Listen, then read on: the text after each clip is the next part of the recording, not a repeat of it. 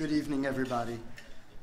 I'm Jeff Borenstein, and I have the privilege of serving as the President and CEO of the Brain and Behavior Research Foundation. And I want to welcome everybody to such an extraordinary evening here, and thank you all for being here today. The mission of our foundation, as you know, is to fund research in order to find better treatments and ultimately find cures and methods of prevention for psychiatric conditions. This endeavor is a collaboration between scientists and the generosity of donors. Tonight, we're going to see some of the fruition of that collaboration with our scientific awardees. We're also going to see later in the evening two extraordinary individuals who aren't scientists, but who have done so much and continue to do so much to improve the lives of people who have psychiatric conditions. I want to thank a number of people and groups. First of all, I want to thank our scientific council. We're able to do this because we have a scientific council that's made up of 147 of the top scientists in the country, in the world. And they volunteer their time to help us select the most promising research. So we're able to fund research that's on the cutting edge that can have a tremendous impact on the lives of people. Just today, in the New York Times, is an example of this. The president, in his BRAIN initiative, has recently announced that they're going to move forward with more research on deep brain stimulation. Deep brain stimulation for treatment for psychiatric conditions was developed by one of our distinguished members of the Scientific Council, Helen Mayberg. And Helen is mentioned in that. And Helen is an example. Helen received support from the foundation as a young investigator, then as a mid-career independent investigator, and subsequently as a distinguished investigator. This is a perfect example of what our foundation is able to do, to have an impact on the treatment of psychiatric conditions.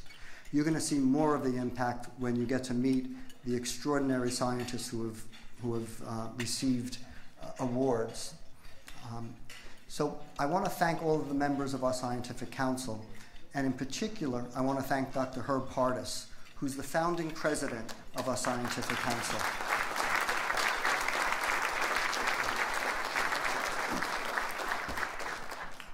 I also want to thank Dr. Bob Hirschfeld, who is another member of our council. He's been on the council from the get-go. And Bob has each year organized an extraordinary event that we have during the day when we have this event in the evening, a symposium. And Bob, once again, did an extraordinary job today with the symposium. I don't know how many people in this room were there today. It was an amazing, amazing symposium. So I want to give a round of applause to Bob and the people who did that.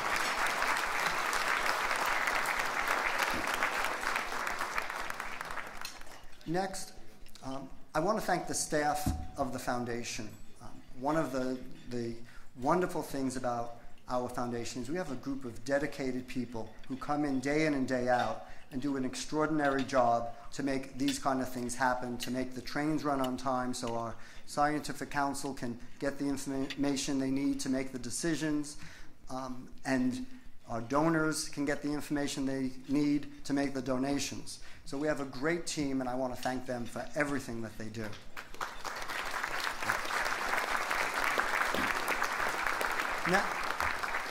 Next, it couldn't happen without the generosity of donors. All of our funding comes from private donations. We do not get government funding. And over the past a little more than 25 years, we've been able to fund over $300 million worth of research, and this is all from private donations. So I want to thank our donors for everything that they do.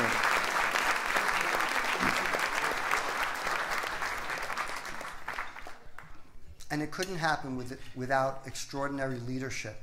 We have an amazing board. that has provided leadership and vision to the overall operations of the foundation. And I want to thank our board. Many of the members are here tonight. And please give our board a round of applause.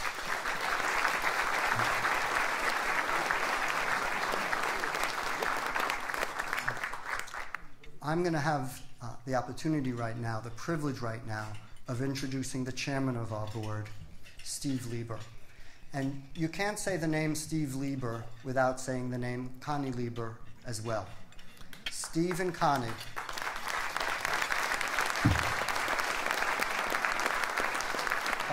are an extraordinary team. They have had an amazing impact upon psychiatric research over the last quarter century, and their impact will continue for the next quarter century and beyond. It is extraordinary what they've done, and I personally appreciate the support and guidance that they've given me in my position here at the foundation. So with that, I'd like to call Steve up to say a few words.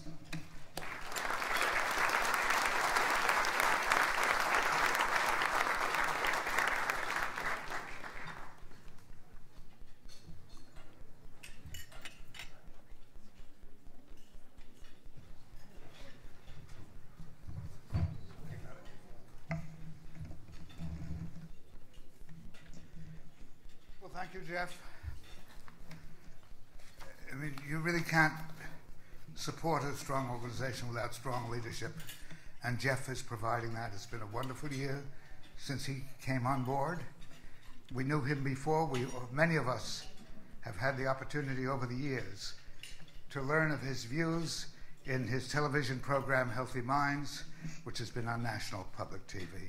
But he's also served in many other areas, including as his role in the American Psychiatric Association Journal. So,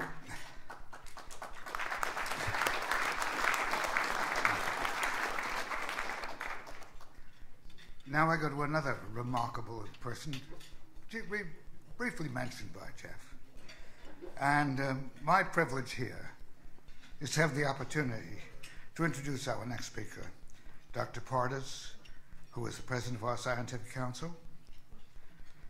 And I do want to share with those who may not have learned of his extraordinary contributions a few highlights of the amazing leadership Dr. Pardis has provided to this organization and parenthetically to other organizations from the time he was director of the National Institute of Mental Health, his work at Columbia, as New York State Psychiatric Association, etc., etc. And in order that we all share some important knowledge of his points of view, we've had the opportunity today to put on each one of your chairs an interview by a British scientific journal, an interview with Dr. Pardis, published last year, which I think gives his point of view on our whole field. And I think we're just delighted to be able to share it widely. So let me talk a little bit about his role in this organization. It began in 1986 when the late Catherine Graham, publisher of the Washington Post, was asked by two gentlemen from Louisville, Kentucky, to help them build a national, citizen-funded research organization for work on detecting the causes and potential cures for schizophrenia. Happily, Catherine Graham knew the right man to go to, and she went right to Dr. Pardis, who was then head of the National Institute of Mental Health. And he demonstrated the rightness of this approach by immediately beginning to organize an organization for the purpose of broadening the research base in the field and advancing it. And that organization was the National Alliance for Research on Schizophrenia and Depression, now Brain and Behavior Research Foundation. He started by building a scientific research council consisting of 24 leaders in the field. He has now led that council without pause for 27 years. And he has expanded it, as you heard from Jeff a few moments ago, to 147 leaders of the much broader and enhanced fields of psychiatry, neuroscience, and related medical scientific activities. He initiated the funding of the Scientific Council and helped the organization build volunteer leadership for funding research grants. He guided and supported that leadership then, 27 years ago, as he does now. And I hope that all can continue to see the power of his leadership as I have seen it in working with my wife when she was president of NARSAD, now Brain and Behavior, for 18 years, and witnessed his constant involvement and guidance.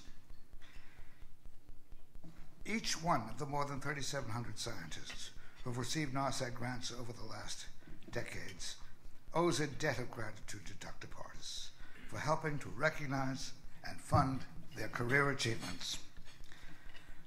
Tonight, we're witnessing the awarding of prizes to outstanding scientists who have made important progress in the field through their constant effort and brilliance in their careers.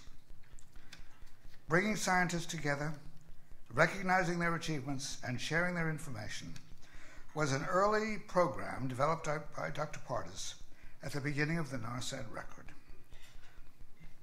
In fact, in his very first one, it was standing outside the Capitol in Washington with a group of just awarded young grantees.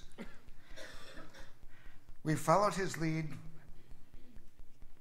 to watch the development in the field for many years, and we find it inspiring, and we will see it so tonight. It is just another example of the unique and consistent efforts to expand the field of psychiatric science, and especially continue his focus on improving the lives of those afflicted. So thank you very much. Herb, will you join us?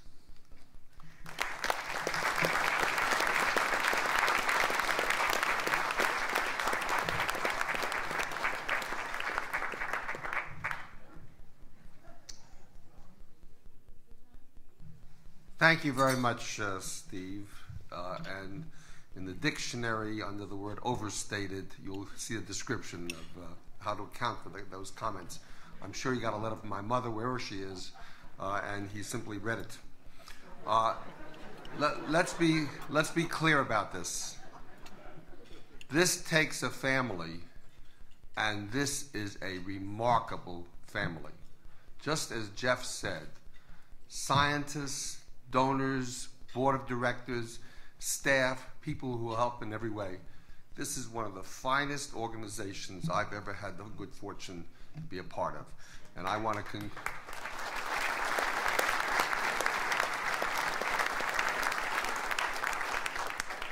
Now, you could fairly say, why would you say that?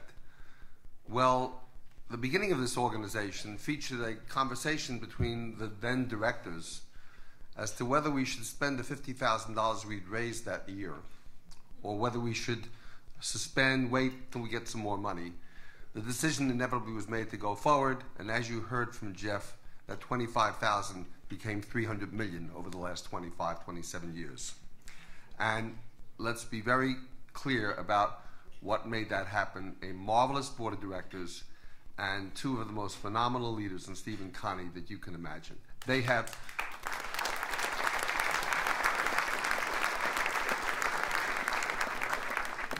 one simple agenda, and that's to find as much money to provide support for researchers who are starting, researchers who are distinguished and have been here for a while, researchers up and down the travel course, if you will, of people in academic psychiatry and in research, and they're doing it. And this is a tough This is a tough job. And if you'll pardon me one moment of recollection, my first experience with psychiatric illness was as a college student who went on a trip to a local state hospital. And the one thing I remember seeing there was a naked man in a room which had absolutely nothing in it, locked, and the only thing that was in it was feces smeared around the wall. That was psychiatric illness long time ago, and we've got a long ways to go, but certainly we've moved dramatically, and this organization has been critical and will continue to be critical in making that happen. And I'll tell you something, it may well be true that down in Washington, they believe in the government taking a seventh inning stretch. We don't take any stretches or any pauses. We keep working to raise money, fuel the scientists, and get them to do the research.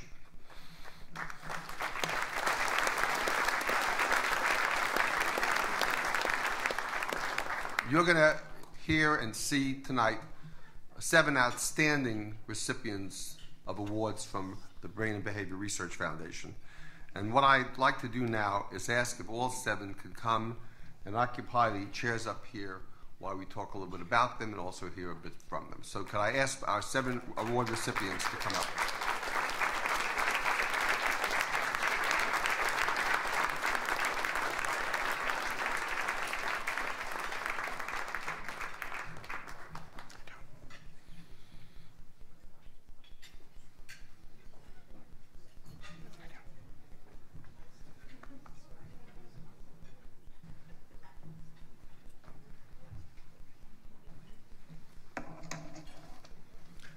The first prize we'd like to focus our attention on is the oldest prize. It's the Lieber Prize, interestingly enough, familiar name. And it was established in 1987 by Stephen Lieber, currently chairman of the Foundation's board of directors, and his wife, Constance Lieber, Constance being the president emeritus. And we award this year to a superb scientist. And I'm pleased to tell you that that scientist is Dr. Mark Carone from the Duke University Medical Center.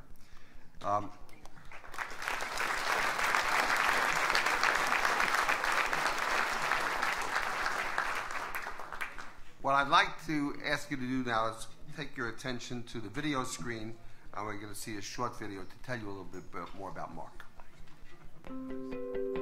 As you go in your career, it always seems like what you're doing now is always more interesting than what you've done 5 years ago, 10 years ago, 15 years ago.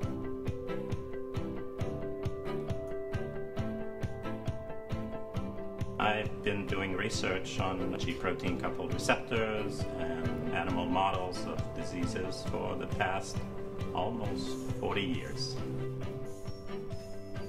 Some species have up to 2,000 of these receptors. And this is the way that we sense, that we perceive light. We sense smell, taste, our heartbeats, our neurons fire. These receptors are target for probably 30 to 50% of drugs that are on the market. The prognosis for schizophrenia, I think, it looks quite good. One of the outcomes of the research that we're doing now, hopefully, would lead to the development of new drugs, which would be, 1, more effective, but 2, have many, many fewer side effects.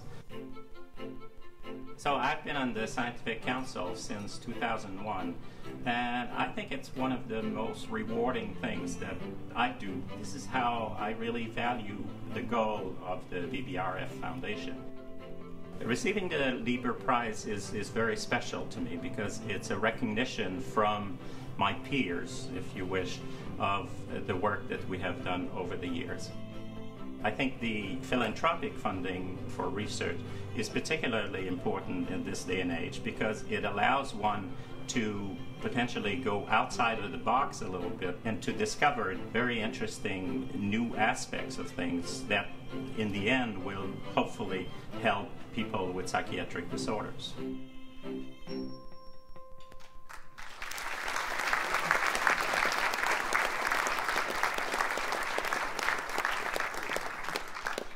Dr. Karen is the James B. Duke Professor of Cell Biology and a Professor of Medicine and of Neurobiology at Duke University Medical Center.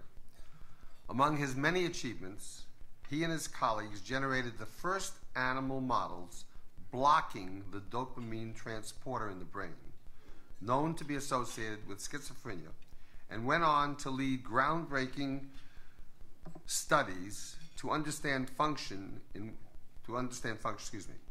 In one such study, they identified a novel mode of signaling for dopamine D2 receptors that are principal targets of antipsychotic medications, and his lab is now exploring how the findings can be leveraged to develop more selectively targeted and effective antipsychotics.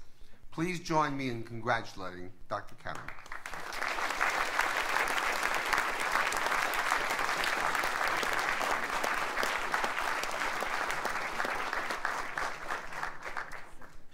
Well, good evening to everybody. Thank you very much for being here. And needless to say, I am extremely honored to have been awarded the Lieber Prize. It's recognition from many of my idols in the room here, many of our scientific colleagues. And as I've said in the video, I mean, it's especially dear to my heart and to my career because it's named after two absolutely extraordinary people, as you've heard. And so I'd like to basically, you've heard what we sort of do in the lab, what we try to do. I'd like to acknowledge some of the people that have worked. I mean, it's a recognition of probably over 100 people that have trained in our lab, student postdocs and fellows and things like that. One of the best postdocs that I've had in my lab, who's been with me for 47 years, is my wife, Pauline, who's here. She's not really a postdoc, but I feel like she's the chief of the lab. You know, she runs everything. The other interesting guest that we have is we have the honor of having my first graduate student, Jay Ginrich, here, who eventually, I didn't know, but he turned to be a psychiatrist. So you see, I started early, and he's now the director of the Sackler Institute at Columbia. So I guess he turned okay. And some of the other people have turned out okay also. And I have a few friends, my daughter here, Melissa, and Marco and Vanya Prado, who are here. So again, thank you very much. I'm extremely honored to be awarded this prize, and I'll cherish it for the rest of my life. And thank you very much.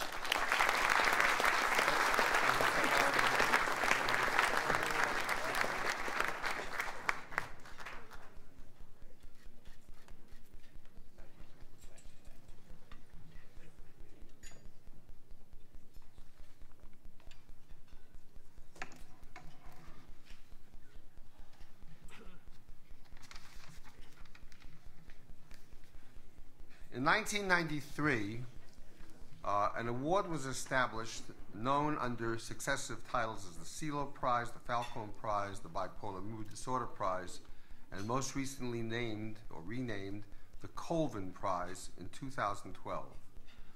This was in honor of Mr. Oliver D. Colvin, Jr., a benefactor of the foundation who left the largest single contribution to the foundation in the foundation's history. We award it this year to two outstanding scientists, Boris Burmaher from the University of Pittsburgh and Andrew A. Nierenberg, Harvard University. First, let me show you a video which will tell you a little bit about Dr. Burmaher. I was very interested in the mental processes and what make people happy and sad. Especially, I was very interested in children and how they develop, how they think, how they feel.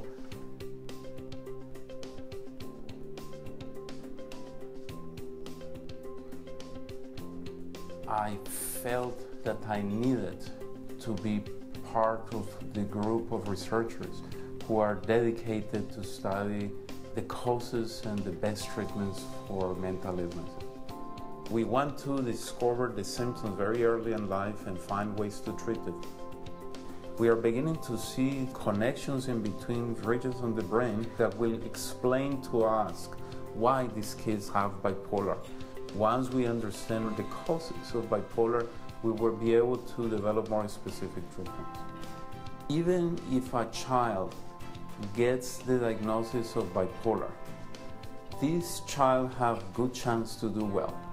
I think this is one of the most hopeful results that we can tell now parents. Receiving the Colvin Prize is a recognition, not only me, it's also my team. I'm grateful for the BBRF because they keep recognizing work of many researchers in the field of mental illness. We are hoping to discover why people get a specific mental illness and to pinpoint better treatments. In the future, I see more hope.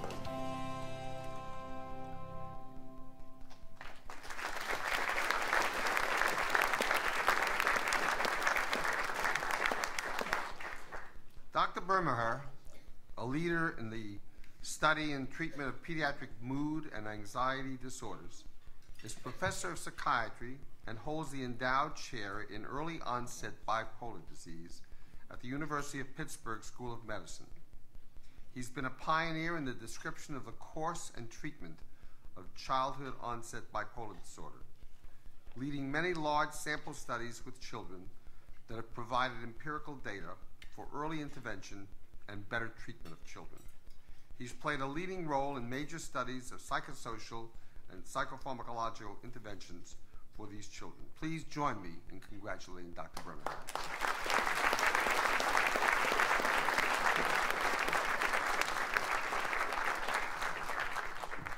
Good evening. It's an honor to be here with all my heart.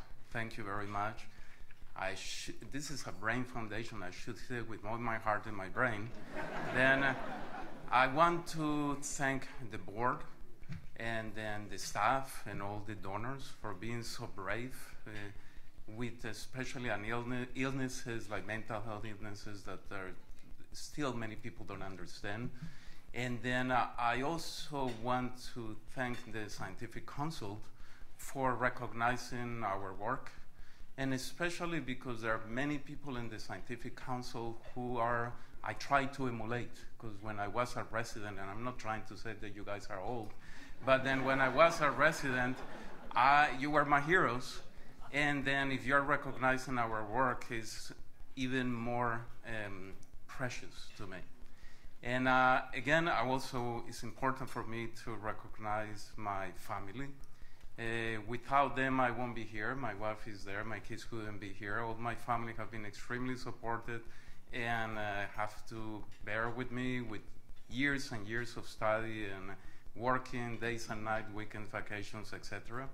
I also want to recognize my colleagues and all my staff because I'm not doing this alone, completely not alone. This is a group of people, and many people like you have been giving us funds to be able to do NIMH, etc. And finally, and very important, I want to recognize and dedicate this prize to all my patients and the families. Without them, I won't be here, and they are the ones who give me energy to be here. Thank you.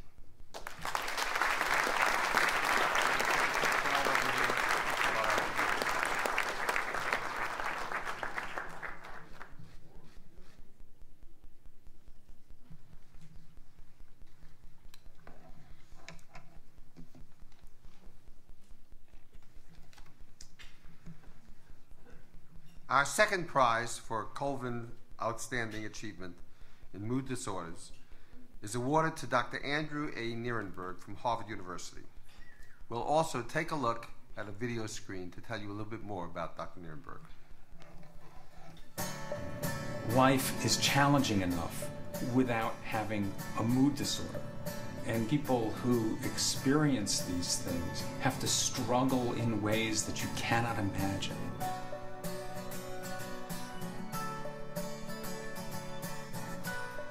My colleagues and I are dedicated to trying to find new treatments for people with mood disorders and to help them really manage their disorder and their challenges better. But these days, there's a wider group of things that we can help people with. So there's a wider group of medications we can give. There's even a wider group of energy-giving devices. There's repetitive transcranial magnetic stimulation.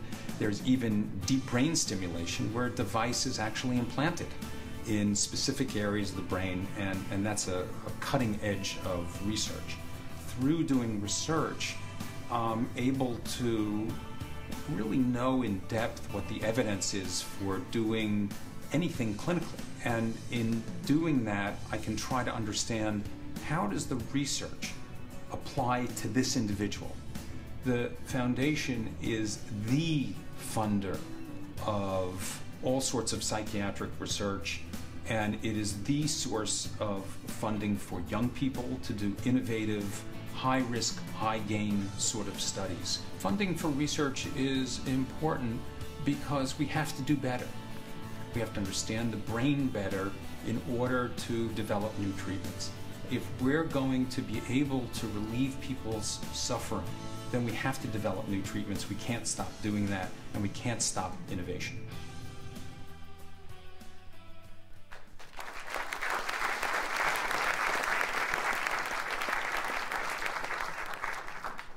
Dr. Nierenberg, Professor of Psychiatry at Harvard Medical School, Director of the Bipolar Clinic and Research Program, as well as being Associate Director of the Depression Clinical and Research Program at Massachusetts General Hospital. His research has focused on new approaches for patients with difficult-to-treat illness, and he's conducted large-scale practical clinical trials. He helped to establish treatment-resistant depression as a legitimate field for inquiry. He initiated studies of children at risk for bipolar disease and also for the co-occurrence of bipolar disorder with attention deficit hyperactivity disorder. He's also conducted important studies of the major treatments of bipolar disorders, including quetiapine, lithium, and typical antipsychotics. Please join me in congratulating Dr. Nierenberg.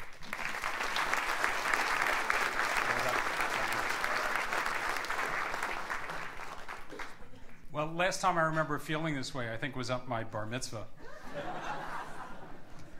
But I do want to acknowledge really the courage of all of you as donors, and that I don't know if you realize what a difference you make in people's lives and in the lives of researchers who are trying to help people.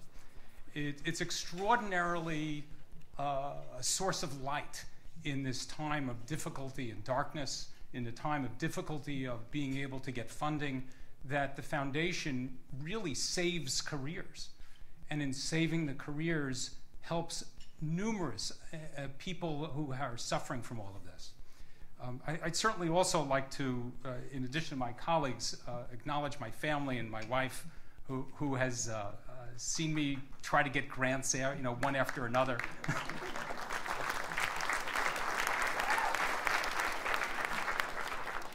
And certainly the rest of my family who've come here, and my good friend and colleague, Glenn Adler. And I think I also want to add just to what my colleague said, that we have so many colleagues we work with, and that it very much is a team sport.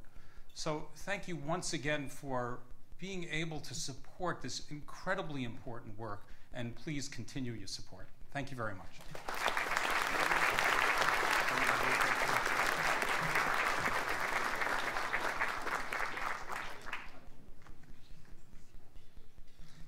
You know, I just want to take a moment to comment on picking up on what Andrew said. You know, the government is a very important contributor to research in general. But to give you a sense of the sensitivity of the foundation, when you apply for a grant in the government, you usually wind up with a grant that's been put together over a 4 to 6 month period And the pages might number 50, 100. It's a tome. It's weighs like this. What NARSET and the Brain and Behavior Research Foundation decided to do to be sensitive to the situation of research applicants is not to have people go through 4 to 6 months of work and then God knows how many be turned down. Just think about it. You focus your attention for months, you do all that work, and then you don't get any support for it. The foundation asks for a very short statement. The statement is only a few pages. We resist longer statements and tries to get as many of the people who apply funded as possible. And in one category of the grants, what we do is ask for simply a letter of intent, which is a page or so, comment on the 15, 30, whatever number, which will get that, which will be in the final round, if you will. And then out of the 30 that's left, select about 15 of them. So yes, you wrote a letter of intent, but it didn't take you that long. And then if you got a grant, fine. If you didn't get a grant, it wasn't a monumental enterprise. Just to give you a sense of the kinds of things that the foundation does to try to be respectful and sensitive to researchers. Our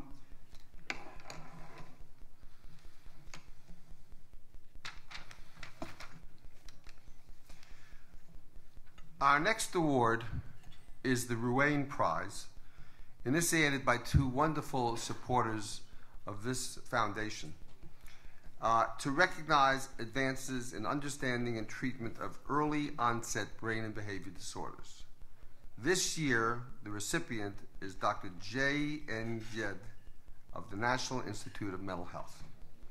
Please direct your attention to the screen so we can see a little bit more about him.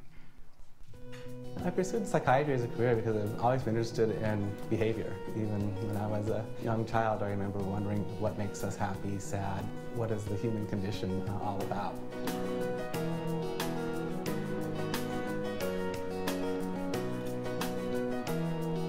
We're very interested in how the brain changes from an infant to a child, an adolescent, adult, even old age, so across the entire lifespan.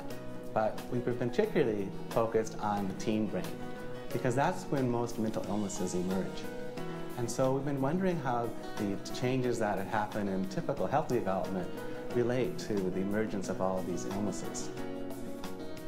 5 or 10 years ago, we were focused almost exclusively on what was going wrong with the teen brain. But now we have a much stronger appreciation for what's going right with teen brain development. Its key feature is it's incredibly plastic, or able to adapt to different environments. And there's an incredible amount of optimism if we can harness this plasticity, this adaptability. It's almost unlimited in terms of the improvements that we can make in the lives of both healthy and ill teens. Winning the Ruane Child Psychiatry Award has been a wonderful experience for me for many reasons. One of them is drawing attention to the importance of the adolescent years as a time for both intervening for illnesses and a time to optimize healthy development. I hope to be able to give back at least a fraction of what I've gotten from the people at the Brain and Behavior Foundation. It's an incredibly powerful time, and there's so much optimism. If we could just learn to harness this ability to adapt a little bit better, we could have a huge impact on the world.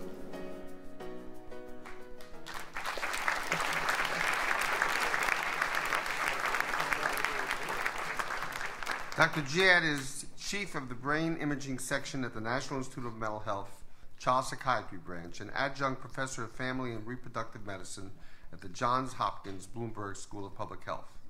He's renowned for seminal studies in brain development that have helped explain why so many neuropsychiatric disorders emerge during adolescence. His findings have spurred ongoing investigations around the world and influenced thinking in education, the judicial system, and public policy. He is also highly regarded for his capacity to communicate these and other scientific advances in a manner that is accessible and stimulating for the general public. Please join me in congratulating Dr. Jed.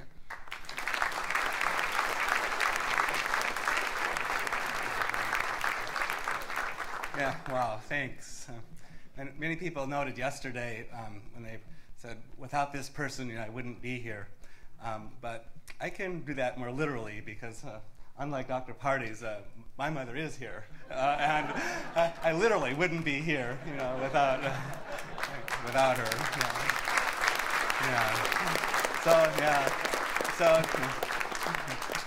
She is standing. She's just really short.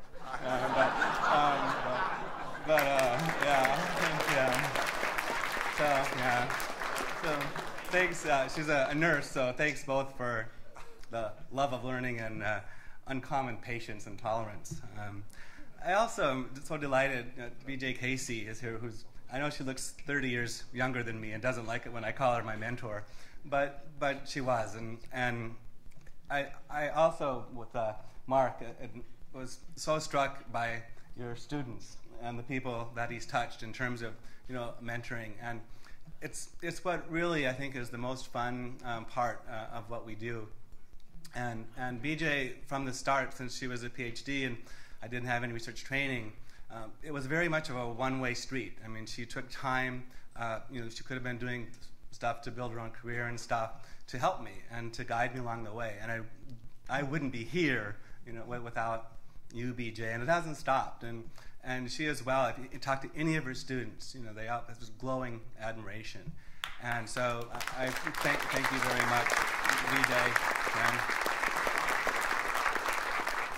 And Judy Rappaport and Javier Castellanos, Javier's wife Felice is here as well. It's a great joy to have you here. Also, my wife and 4 children, my joy, pride, inspiration, and motivation,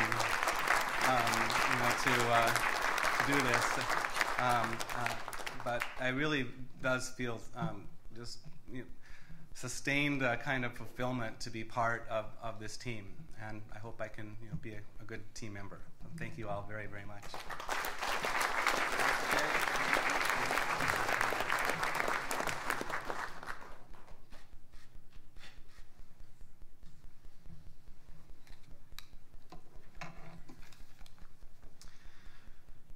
The next award has a kind of a special history. A history which is rather tragic.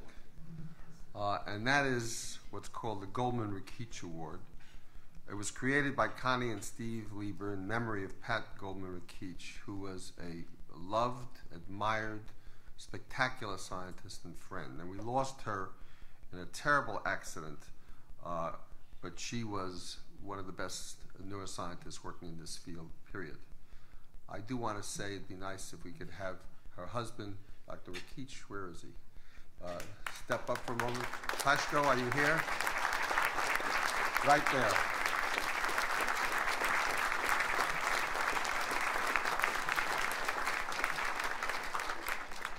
A superb scientist in his own right, and we can only say we share the grief that he feels at the loss of Pat. And so what happened is that he, Connie and Steve, helped try to find something positive out of that. And we created the award named in Pat's honor. This year, the recipient is Dr. Carl Deiseroff. Dr. Deiseroff is D.H. Chen Professor of Engineering, Bioengineering and Psychiatry and Behavioral Sciences at Stanford University and a Howard Hughes Medical Institute investigator. He's developed 2 new technologies for learning about brain function that are seen as revolutionary in their advance of neuroscience. Both technologies have been shared and are in use in labs all over the world. Optogenetics was developed with the early support of a NARCED Young Investigator Grant. So you hear the support we provide people at early stages of their career have important results, as you've heard over and over again tonight, later in their career. And he had that support, enabling him to do the identification of mechanisms in the brain that give rise to depression, anxiety, schizophrenia, autism, and other brain and behavior disorders. The second technology is called Clarity and enables researchers for the first time to image a whole intact brain in 3 dimensions and obtain a virtually transparent view of its inner structure. Please join me in congratulating Dr. Deiseroff.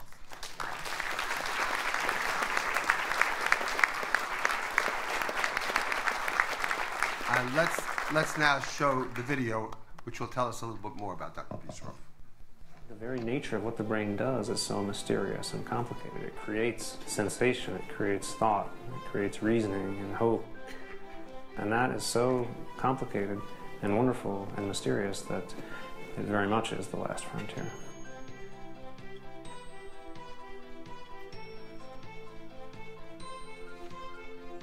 My lab is known for probably two major efforts at this point. We developed something that we called optogenetics. We figured out ways of using light to turn on or off very specific cells, even if they're embedded within other cells that do completely different things. And that effort has turned out to be useful in understanding normal brain function as well as disease models. And we developed a technology called clarity. Clarity is a way of looking at the brain in 3 dimensions without taking it apart. So it's exciting because it adds a new dimension. It adds a new complexity to how we can observe the brain. When an investigator has unusual ideas, risky ideas, it may be hard to get funding.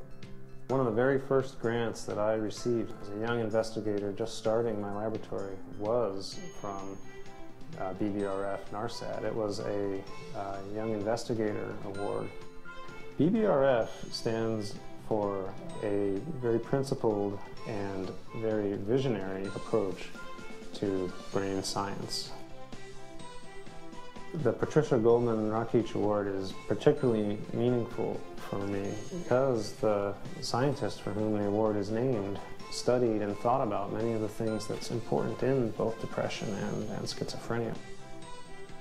We have a long way to go before we understand what we need to understand in the brain. There will be victories along the way. We're very hopeful and just excited to be part of that journey.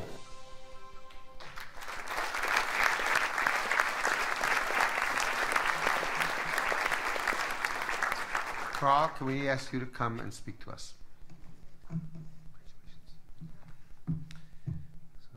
Thank you. It's really a tremendous honor and very personally moving as well to share this this recognition and this particular award, and also in the presence of so many colleagues, friends, mentors. Professionally, there's no question that the support we got was so important, and the inspiration that we've received and the example set by many of those in the room was crucial for my development, and I'm very grateful for that. We heard an acknowledgement of patients, and I do want to echo that and thank my patients as well for in the process of their suffering and their moving toward at least partial amelioration of their disease, teaching me and helping me understand more about the brain and its function and dysfunction, and I'm very moved and grateful for them. I ask my patients a lot about what they're feeling and experiencing, even beyond what I probably should ask in the course of treating them. I get very curious, but they all know what I do. They can Google me and they see what's going on in the lab, and I'm always impressed by their enthusiasm as well, even in the midst of everything, to participate in that journey. So I am grateful for them. And then personally, there's someone in this room who taught me, work ethic, integrity, chemistry, biology, and how to tie my shoes, and it's my mother, Louise Diceroth. So thank you for being here.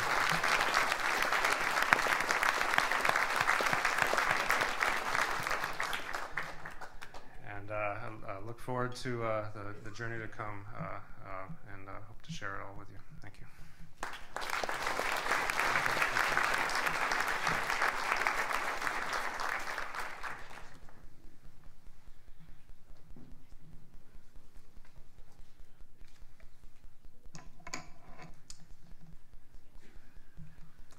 One of our largest programs, in fact, our largest program, is for young investigators.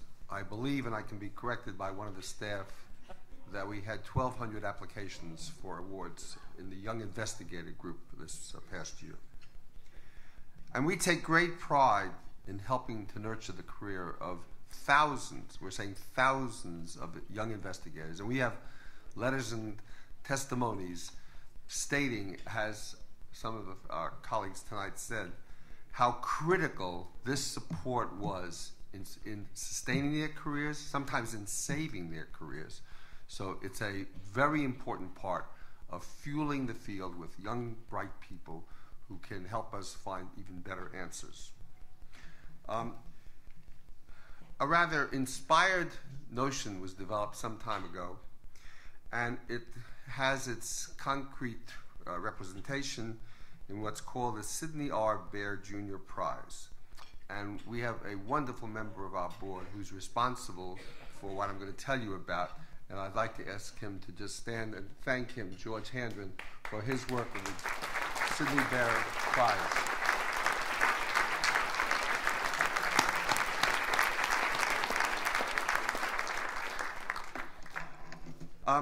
The Sidney R. Baer Prize has been awarded since 2005.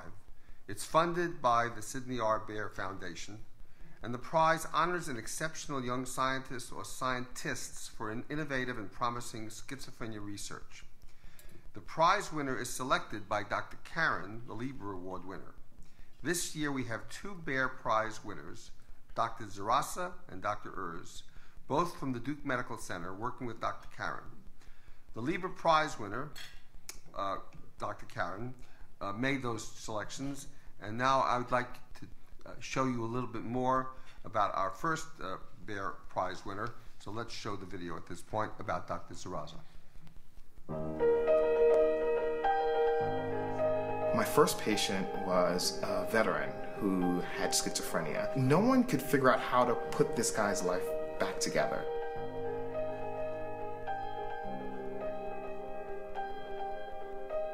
I was so moved by this moment that I wanted to figure out how to take these same tools and these same approaches that have been used to reconnect soul to the mind as well, the soul to the brain, and to heal lives through that manner.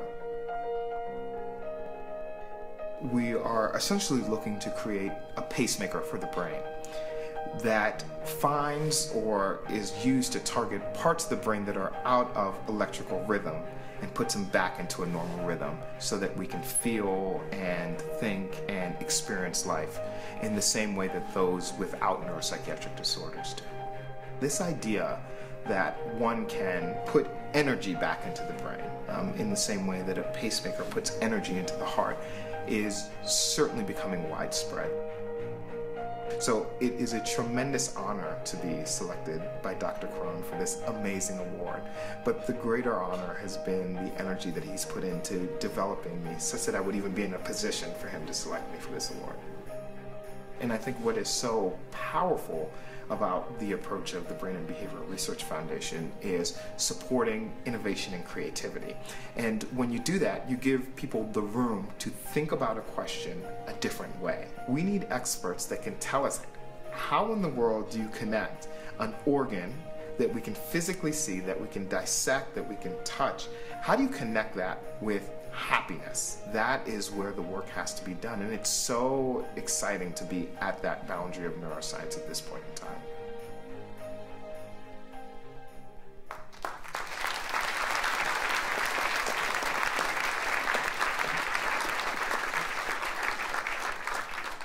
Dr. Zarasa is an assistant research professor in the Department of Neurobiology and an assistant professor in the Department of Biomedical Engineering at Duke University. Also an assistant professor in the Department of Psychiatry and Behavioral Science at Duke.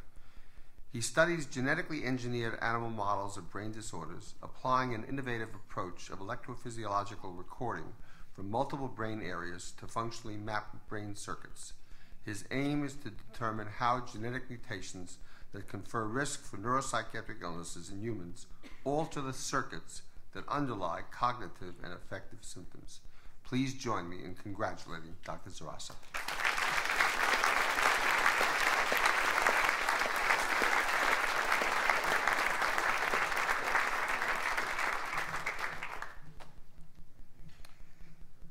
I'm both inspired and tormented by the belief that within us lies the capacity to cure neuropsychiatric disorders, to heal our patients' lives, and to put families back together.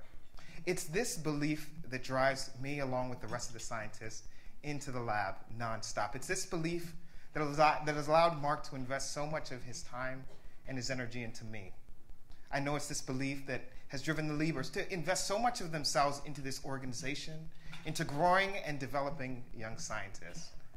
Without question, this is the same belief that has driven most of you to be here tonight. And I know we as scientists don't always say this to those who invest so much of themselves into supporting and nurturing and funding science, but cures simply don't happen without you. There is no cure to neuropsychiatric disorders without your constant commitment. So I thank you and I honor you tonight. I want to honor my wife for her enduring patience and understanding in letting me spend so much time with my students, my postdocs, and my group. I thank my mom for her tremendous sacrifice in tolerating 3 young engineers, which means we broke everything in the house. I thank my family. I thank the families of all the scientists in the room, because this simply doesn't happen with you. And I could go on and on if I had 20 or 30 minutes about the tremendous relationship and friendship between George Handren and Cindy Bayer that led to the foundation of this award. But I'll simply end by saying this. I will honor this award by doing everything in my power to turn back the tide that affects 1 in 4 Americans annually, and that is neuropsychiatric illness. And I hope that one day I can stand before you again in this room and we all celebrate having put lives back together. Thank you.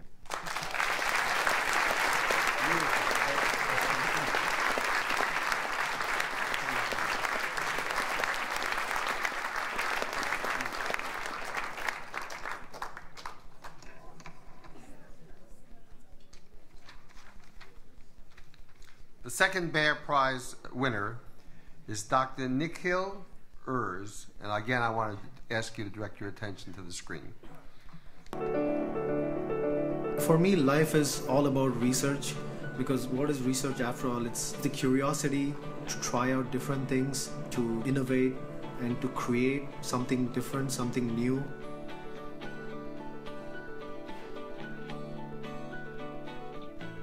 The burning question for me would be to try to find out what are the different circuits that are involved in schizophrenia. What we do here in the lab is use genetic mouse models to look at those same circuits and neuronal mechanisms, and then we can correlate that to human brains. What our research would lead to is better antipsychotic therapies with fewer side effects. It's a great honor to receive the Bayer Prize for Schizophrenia Research. Research is all about answering questions about disorders such as schizophrenia, and research funding is absolutely essential for us to further our knowledge about such problems.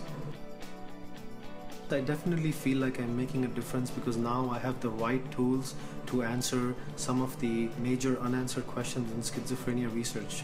What I would tell families is that we are trying to come up with therapies that are more selective and that could lead to therapies without side effects, and that could improve the quality of life for patients with schizophrenia.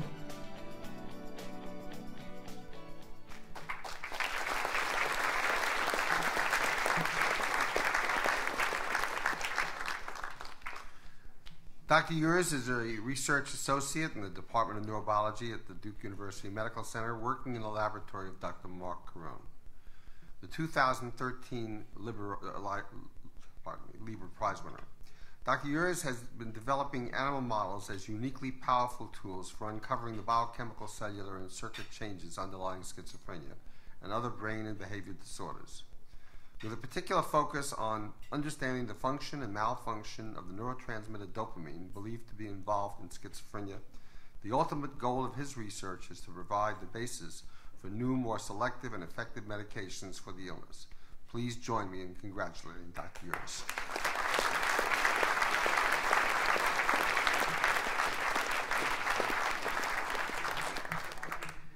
Good evening, everyone, and it's truly an immense honor to receive the Bayer Prize, and it's indeed very humbling to be standing among such distinguished and great scientists so early in my career. And foremostly, I must thank the Bayer Foundation and Mr. George Handren for the Bayer Prize. And I must acknowledge both the Bayer Foundation and the Brain Behavior Research Foundation for their vision to seed these research projects for scientists in the hope that one day we can learn more about how the brain works, and in the hope that one day this could lead to better therapies for mental disorders. And most importantly, I would like to acknowledge my mentor, Mark Carone here.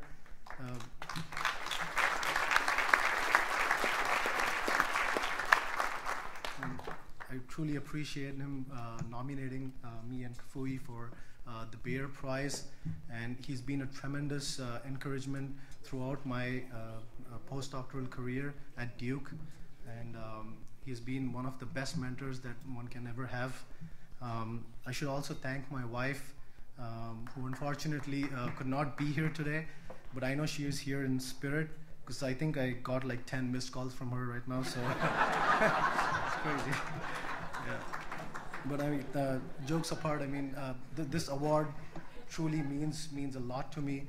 I mean, for an early career scientist like me, it provides a lot of encouragement and an impetus to do groundbreaking research in the hope that one day my work, my research can lead to better therapies for people suffering with mental disabilities. Thank you very much.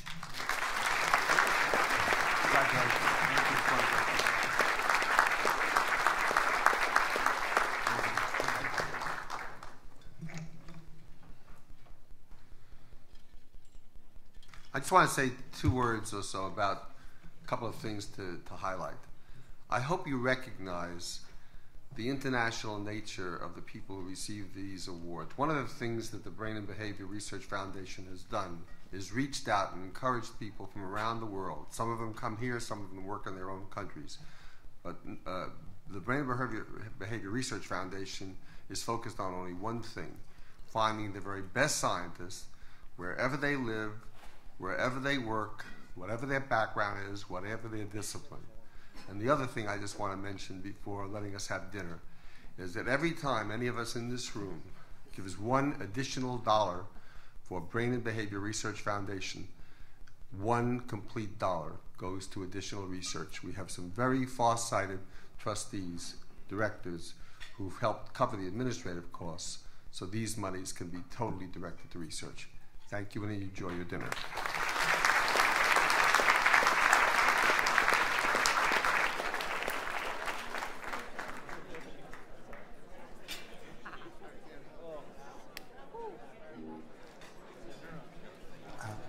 We actually have 2 more very special awards this evening. It's not just the scientists who are having an impact on the lives of the people that we so deeply care about. A few years ago, the Foundation instituted a new award that we call the Productive Life Award. And the Productive Life Award began in 2009, and it's honored diverse individuals who have in common the resolve and resources to help people with mental illnesses live more fulfilling, productive, and happy lives. Our first awardee is actually here tonight. His name is Randy Lewis, and I'm going to ask him to come up here in a minute to give one of this year's awardees their award. Randy deserves a round of applause.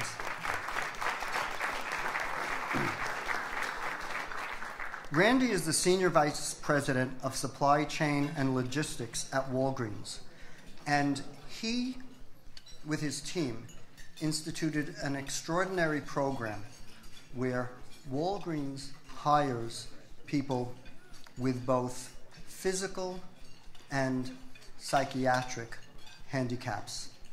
And I had the privilege of being invited by Randy to see a distribution center in Connecticut. It's an amazing place. And Walgreens is a for-profit company. So they can do good, but they also have to make a profit. And the distribution centers that have initiated this program are actually the distribution centers that have the highest level of productivity amongst all their centers. And this is due to the sensitivity of Randy and his team.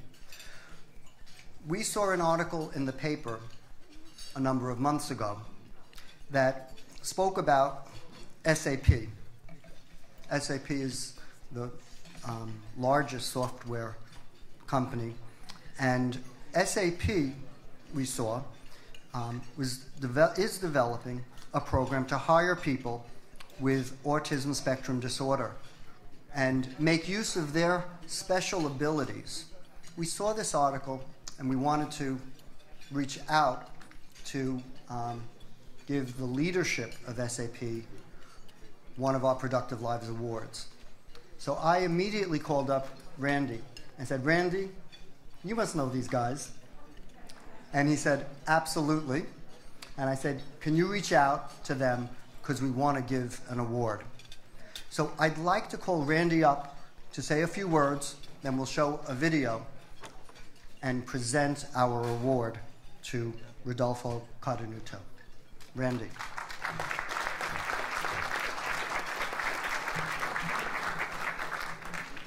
I tell you what, I haven't felt this intellectually inferior since the last time I was in this room. I am delighted to be here tonight because it's great to be, you know, we're on the other side of employment, to be in a room with other people who are making a difference, who are changing on the front end. We're on the back end, and realizing between all the researchers who are going to prevent my grandkids from having some of the problems that my own child faces today, the donors who make that happen, and us employers on the other side who are dealing with this, how connected we are. So I am so appreciative and humbled to be with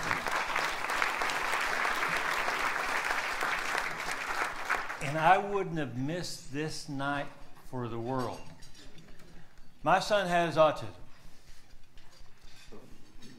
1 out of 88 boys have autism. There's more people diagnosed with autism every year than at the height of the polio epidemic in 1954. That's something we have to face, and SAP is probably the leader in software, took it on themselves to recognize that that is a talent and a unique facet that they could employ to make the best software in the world. So I am delighted to be here tonight to present the award to the President of the Americas of SAP, Roberto Cardenuto, who is President of the Americas, 14 countries, the most profitable division of SAP, who has an objective by the year 2020 have 1% of their workforce, the same incidence as autism in the population as in their workforce, because they recognize the difference in the spark they can make for innovation. And I think no better way to hear about that than to listen to Roberto himself. Can we roll the film? Thanks to all of you and the Brain and the Behavior Research Foundation for honoring us with this award. Since SAP began its journey 41 years ago in 1972, we have learned that to be innovative and successful, you must view the world through more than one lens. We have made diversity and inclusion a cornerstone of our company's culture. We see through a wide range of lenses, reflecting the richness of race, gender, culture, age, or abilities, and a host of other perspectives. All of them enable us to find new ways to make the world a better place and improve people's lives. Our Autism at Work program is all about realizing this potential. It's rooted in the belief that by seeing people's unique abilities, we can create great value for SAP, for our customers, and the world. By embracing what people with autism spectrum disorder have to offer, we are tapping into a broader pool of talent that not only gives us a competitive advantage, but helps us live our commitment to creating a diverse and an inclusive culture. We are seeing people's potential through a new lens, which will help spark our innovation even more. Thank you once again for honoring us with this award. I accept this Productive Lives Award not just on behalf of my 64,000 colleagues at SAP now, but those who will join us in the years to come. Together, we are demonstrating the power of an idea that reframes people's differences as a source of strength and truly values what each individual has to contribute. Thank you very much. Ladies and gentlemen, my new friend Rodolfo Cardenuto.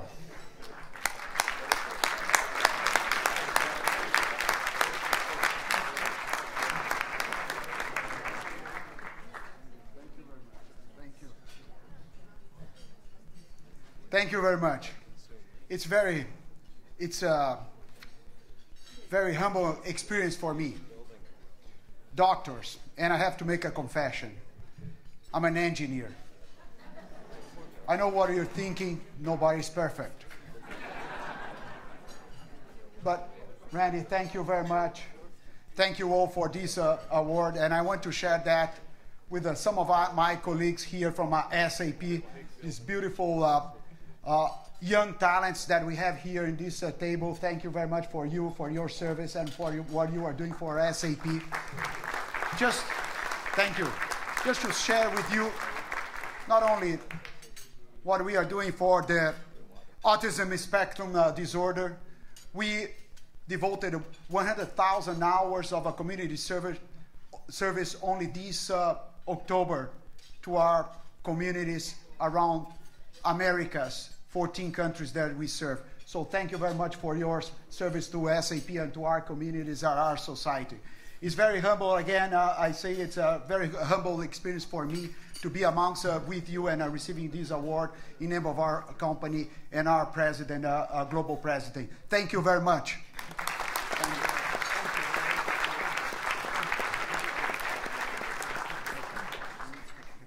All right. 2 steps over this way. Take 3 steps.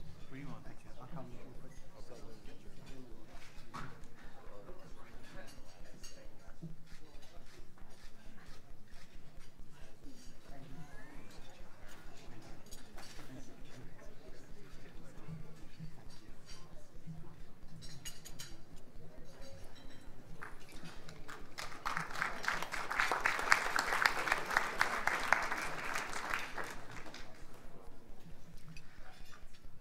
This past year, an extraordinary movie caught the attention, reached our hearts, and I'm talking about Silver Lining Playbook. When I saw that movie, I said, whoever was responsible for this extraordinary film is the type of person that we want to honor for a Productive Life Award. So how do you get to reach out to such a person and invite them? Well, I was able to do so because my dear friend Barbara Van Dalen, who's going to come up in a moment and present the award, knew Bruce Cohen, who's the producer of the movie. And Barbara was kind enough to introduce the two of us, and I've gotten to know Bruce, who's an extraordinary individual. We're going to, in a couple of moments, show a clip from the movie. And I just want to say something. This film shows what it's like to live with a psychiatric condition. And when I spoke to Bruce, he was kind enough to say, would you like to have a clip shown at the ceremony? And I said, I would love to. And he said, which clip would you like? And I said, the scene in the attic. And for those of you who have seen the film, you know what that is. But I just want to say, this scene is an extremely, extremely moving scene.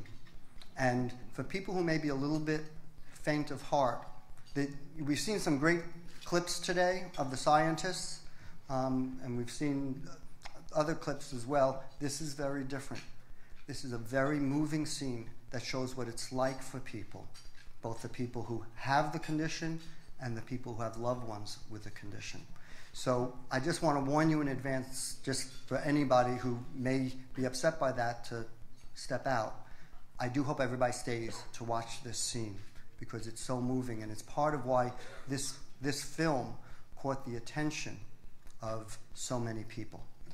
With that, I'm going to ask my good friend, Barbara Van Dalen, to come up. Barbara is the founding president of Give an Hour. Barbara is a psychologist, and Barbara saw the need for our returning service members to get help. And she organized Give an Hour in order to bring together psychiatrists and other mental health professionals to donate an hour at a time of their own to help service members and their families.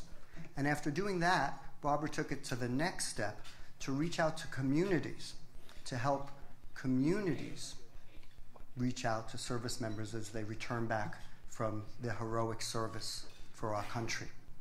So it is a great honor for me to introduce Barbara Van Dalen.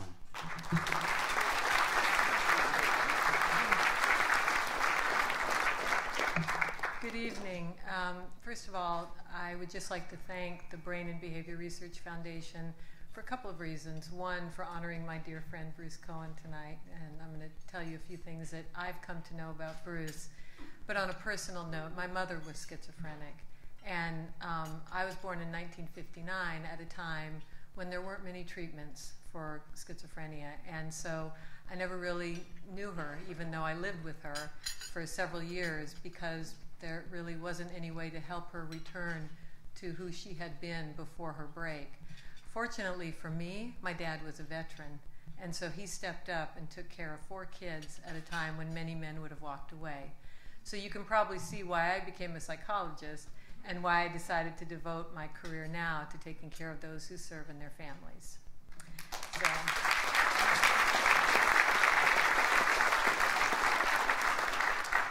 So I'm going to tell you a little bit about Bruce Cohen. Bruce is a producer, and as those of you who know his work, Silver Linings Playbook as one example, that means that he sees the potential and he puts together something that is amazing. He's done it many times. American Beauty, Milk, this amazing film we're going to see a clip from.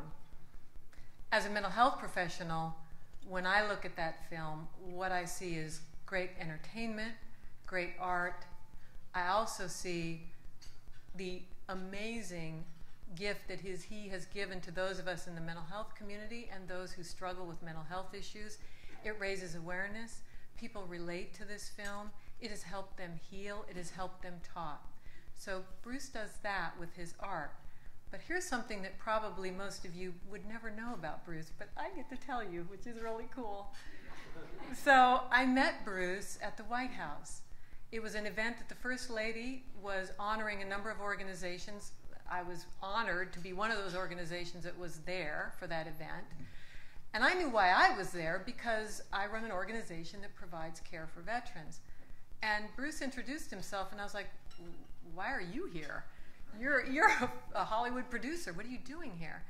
And he went on to tell me in this very understated way that Bruce has that he was there to add his voice to bring together his community, the entertainment community, to start to advise and assist what was the forming entity that would become Joining Forces, which is now the First Lady's initiative to support the men and women who serve and their families.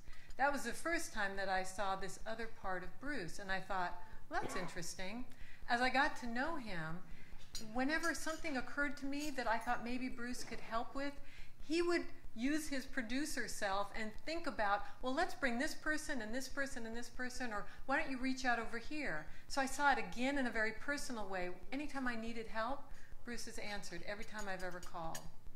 Last year, when Silver Linings Playbook was in the froth of the Oscar nominations, I got a call from Bruce one day, and he said, Barbara, Bradley Cooper, you all know him, is going to Washington, where I live.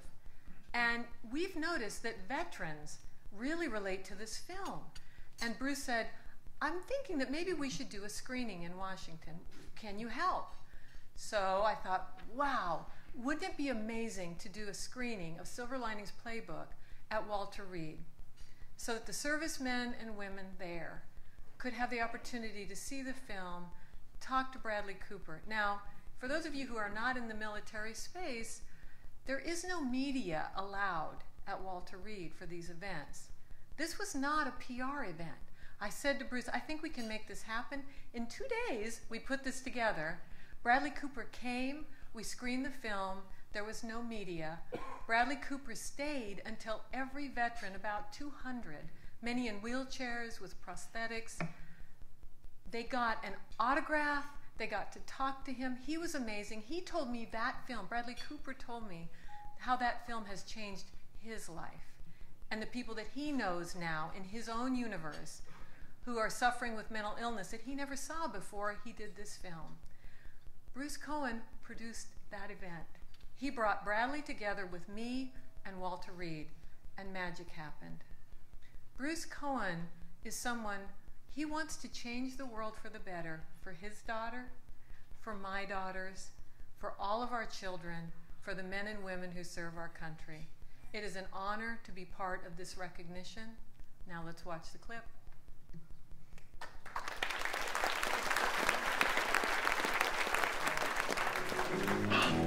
Mom, I can't find my wedding video. Mom, wake up.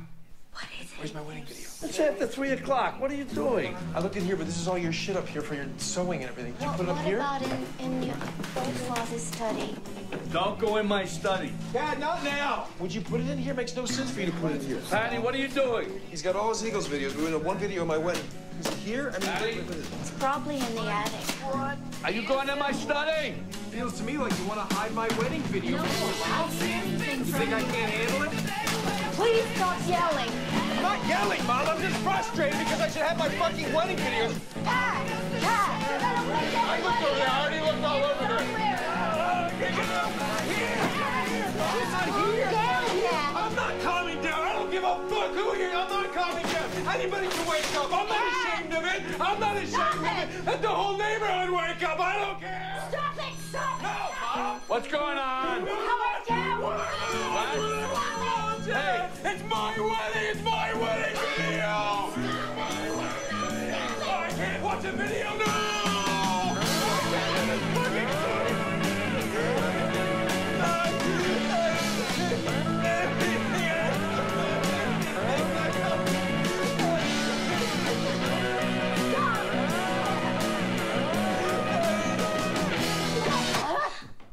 Mom! What the fuck you doing, you fucking No. Get off me, girl. I'm not doing anything. I'm not hitting it. He's hitting it. Oh, my God. I'm sorry. Police! Open the door, please. Open up. Mr. Sultano, I got a lot of calls. People in the neighborhood are scared. I gotta come in. How are we doing in here, huh? We've heard a lot of reports from your neighbors, all right? Oh, you got getting a lot of phone calls? Nikki is being manipulated. Manipulated? You have to talk to her. Hey, sit down. Listen, you're the one with the problem. Stop with Nobody these else. crazy theories. He's a cop. What are you doing? It's a medication problem. Yeah, but he's fine. He's fine now. You want to send him back to Baltimore? We know all about the explosion at the psychiatrist's office. What? What explode? No, Cliff is lying. That's not true. He's not allowed to talk about that. Jesus Christ, who's that? Keep an eye on him. Need to know anything about this. It's a bipolar episode. Get out of here, little fucking idiot. Get out of here. Help me! You can't tell Nikki about this, officer. Look, I had to make out a report. No, She's no, gonna see no, it by listen, law. no. Hey, sit down. No, listen, sir. They're chasing me. This guy's chasing me. Help me. Sit down. I'm sorry, I could just write you a letter and you could just let me 5 minutes explaining how much better I'm doing. 500 feet. Listen to me. And I'll take that fucking camera and I'm gonna break it over your fucking heads and I'm gonna come back and interview you about what it's like to get that fucking camera broken over your head. What are you laughing about? I'm sorry. I'm sorry. Okay. Go back to sleep. The party's over. Show's over.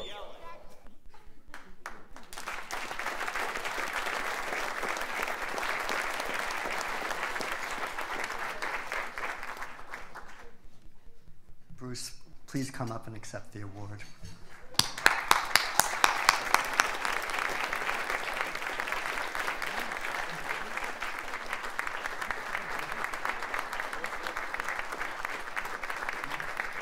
Well, I I'm very happy to be here tonight with my husband and with a bunch of my very best friends from college.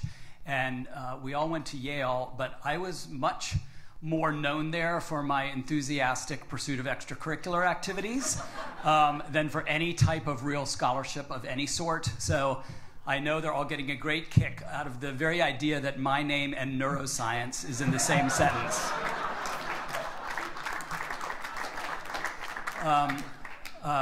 But speaking of neuroscience, though, I was incredibly moved and inspired, as I think we all were, by hearing the amazing stories and research that these 7 gentlemen are doing. And Dr. Zarasa mentioned that a passion of his work was putting families back together.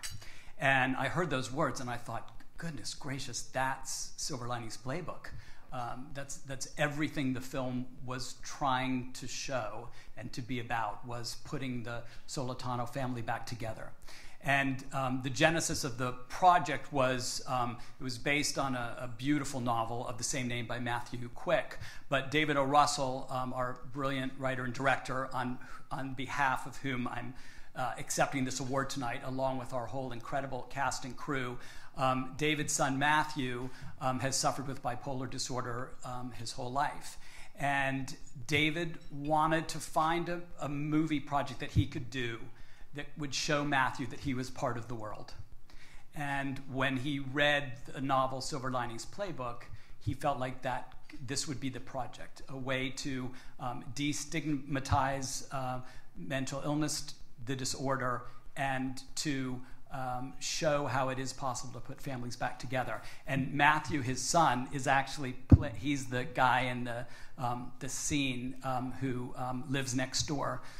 So he ended up getting to be in the movie as well as see his story told. As we started to screen the film, we were immediately started hearing stories at screenings. People would come up to us and say, you know, I have bipolar disorder, my sons, my daughter, and that this movie is meaningful to us and that we enjoy it and that it is a positive experience and is having an effect. And actually, 2 different people tonight have come up to me just at this dinner and shared their stories, which I am always humbled by and appreciative of. And so as we started hearing more and more that it was having this effect, I actually got a call through Bradley Cooper. Bradley had done some work with a terrific group in Malibu that does work with Marines who are either still active or are now veterans that have had severe PTSD, trauma, often linked with suicidal tendencies, and they do a 2-week-long retreat to try and heal these Marines. And the year before, they had shown the group of Marines a PTSD documentary, and it had not gone well at all. That was really the last thing that these Marines wanted to see, and they did not find it helpful or enjoyable. And so this gentleman who runs the retreat had the idea this past year to show Silver Linings Playbook instead. And they had the exact opposite experience with these veterans. It had been a very positive experience for them. I think part of it, too, was that Pat Solitano isn't a veteran per se. He doesn't have PTSD, so it was something that they didn't feel was being forced upon them, but they could make the connection. They could see the similarities, and they could share in the same hope that Pat Solitano had and was able to put his life back together. So that gave me the idea to call my amazing friend Barbara, who is quite a connector and magic maker herself, was really certainly personally the best thing that has come out for me of my work with Joining Forces. Barbara has really introduced me to the world of mental health and a lot of the issues and all of the great work that can be done in that space. So I asked her to put together this extraordinary screening at Walter Reed, and also to help in a lot of other ways, including some testimony on the Hill, to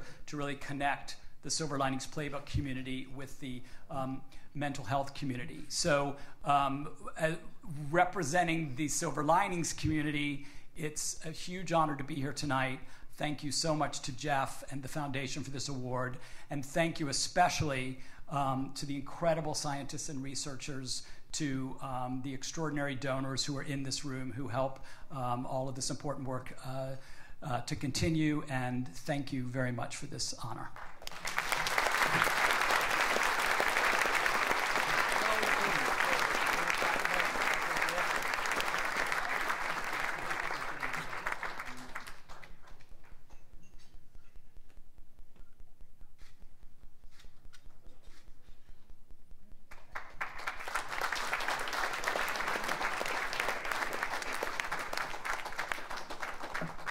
I want to once again thank everybody for being here tonight. I think the bottom line message of tonight is one of hope and one of excitement for the future. So with that, enjoy the rest of the evening. And again, thank you all very much.